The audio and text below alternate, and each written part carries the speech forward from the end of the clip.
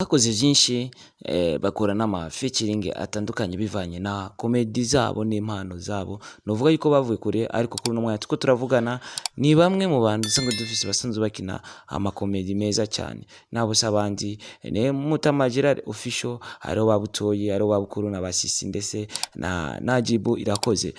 Kuri uno mwanya rero batuzaniye ifilme nziza cyane gose yakataraboneka, ifilme bise Umukwe. Ngerageje kuraba ni filme imeze neza cyane, ndetse uravye muraza kubonamwo na mama wa Yamahasa, nkuko dukunze kubivuga Amahasa yo kwa Sisi.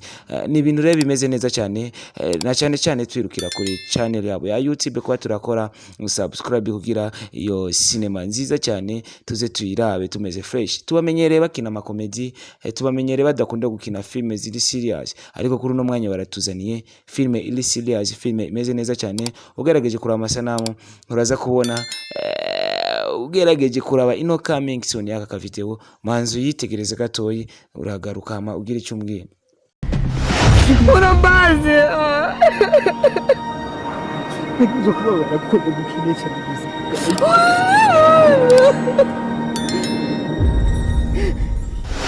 Imwambira yuko Sisi wakondanye n'ababutoyi. Urati ko sanze ari byo. None ugomba kumbwira yuko butoyi ubu mwahebanye. Umuhungu twakundanye imyaka 4. Mimi baza kubwira je na Sisi dukundane imyaka 4 hama ndabinyegeze wibaza ni kubera. Uwo muntu ntaranabona utaranabimbwira nkaza kumutukirwa uba nofata inyuma. Umbuze kurongorwa n'umuntu natoyi, umuntu nakunze twakundanye ga mama. Izo zose zibika zavuye mu magi. Urumva naho kwa Baraka nta uza kazoza ka Wande Sisi wande Jemina sigaza jisha bwana uzorongorwa Nkabona haye yubaka kumva afise umugambi. Ewe toyi waciye ubwenge muzane bamaramara.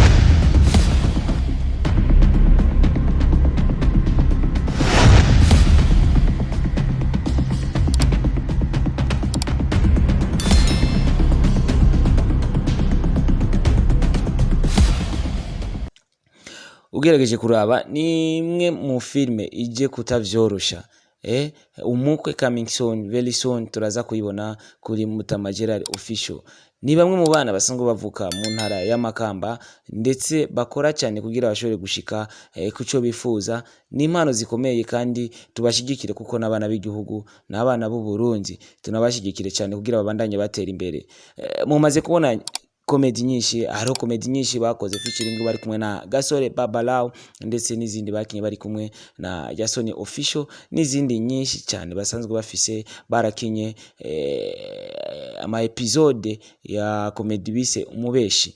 Ni byinshi bamaze gukora, rero tugende kubashigikira irevre bariko bakora, kandi yuko zikoresha inguvu uba wifuza abantu bagufata mu mugongo. Amazina yanje ni Starboy, nkaba nkorera kuri Starboy TV 257. Nije nako ndabazana ano makuru kugira tubandanye kumenya vyinshi biriko bira trendinga in town cyangwa biriko bira trendinga mu gihugu cyacu cy'u Burundi. Zakoma ndabazanira amakuru yose, ariko utaraheza kano ka video manzi ugende ukore subscribe kuri Starboy TV 257 kugira ubandanye kubona ibiganiro vyinshi, ubandanye kubona ama exclusivity menshi cyane, kugira tubandanye gufatana mu mugongo.